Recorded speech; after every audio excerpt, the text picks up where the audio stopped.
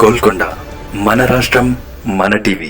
Please subscribe Golconda TV. For more updates bell button పై click చేయండి.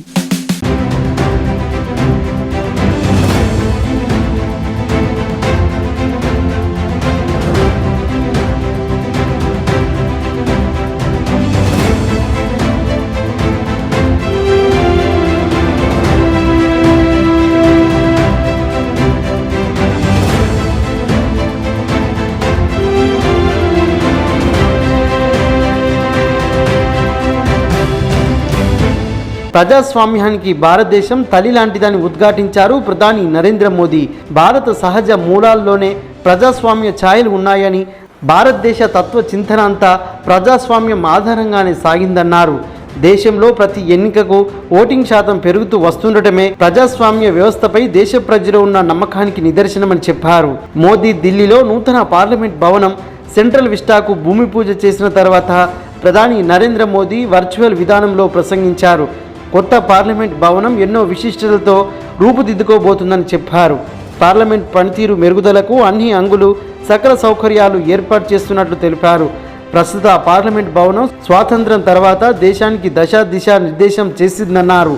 మోదీ కొత్తగా నిర్మిస్తున్న పార్లమెంట్ భవనం ఆత్మనిర్భర్ భారత్కు దిశానిర్దేశం చేయనుందని చెప్పారు. పాత భవనానికి 100 ఏళ్లు పూర్తవుతున్న వేళ కొత్త భవనం నిర్మిస్తున్నామని తెలిపారు.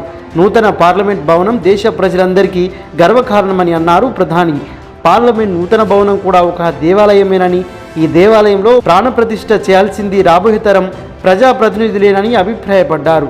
దేశ ప్రజలందరికీ జీవనాన్ని మెరుగుపరిచే తపోస్థలిగా నూతన పార్లమెంట్ భవనం నిలవాలని ఆకాంక్షించారు ప్రధాని నరేంద్ర మోదీ. పార్లమెంట్ కొత్త భవనం స్వాతంత్ర భారతంలో రూపుదిద్దుకుంటుందని, భారత ప్రజాస్వామ్య చరిత్రలో ఇదో కీలక మైలురాయని ప్రధాని మోదీ వివరించారు. మాగ్నా కార్టా కంటే ముందే భారత్లో హక్కుల కోసం ప్రయత్నాలు జరిగాయని ప్రస్తావించారు. మాగ్నా కార్టా కంటే ముందే బసవేశ్వరుడు ప్రజాస్వామ్య సూత్రాలు చెప్పారని వెల్లడించారు. దేశంలో ప్రజాస్వామ్యానికి ఎప్పటి నుంచో ప్రయత్నాలు జరిగాయని, 10వ శతాబ్దంలోనే తమిళనాడులో పంచాయతీ వ్యవస్థ గురించి వివరించారని తెలిపారు. భారతదేశ ప్రజాస్వామ్య ప్రస్థానానికి దాదాపు 1000 ఏళ్ల చరిత్ర ఉందని, ఋగ్వేదంలో ప్రజాస్వామ్యం గురించి ప్రస్తావన ఉందని ప్రధాని వివరించారు.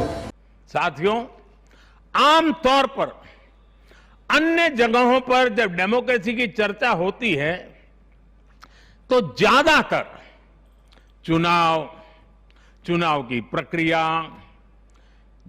इलेक्टेड मेंबर्स, उनके गठन की रचना, शासन प्रशासन, लोकतंत्र की परिभाषा इन्हीं चीजों के आसपास रहती है.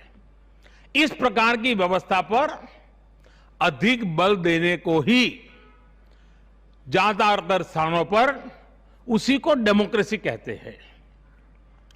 लेकिन भारत में लोकतंत्र एक संस्कार है. भारत के लिए लोकतंत्र जीवन मूल्य है, जीवन पद्धति है, राष्ट्र जीवन की आत्मा है. भारत का लोकतंत्र सदियों के अनुभव से विकसित हुई व्यवस्था है. भारत के लिए लोकतंत्र में जीवन मंत्र भी है, जीवन तत्व भी है और साथ ही व्यवस्था का तंत्र भी है, तत्व भी है, तंत्र भी है.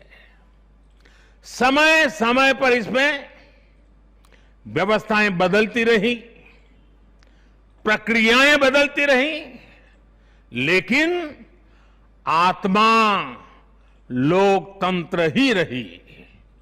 और विडंबना देखिए, आज भारत का लोकतंत्र हमें पश्चिमी देशों से न समझाया जाता है. जब हम विश्वास के साथ अपने लोग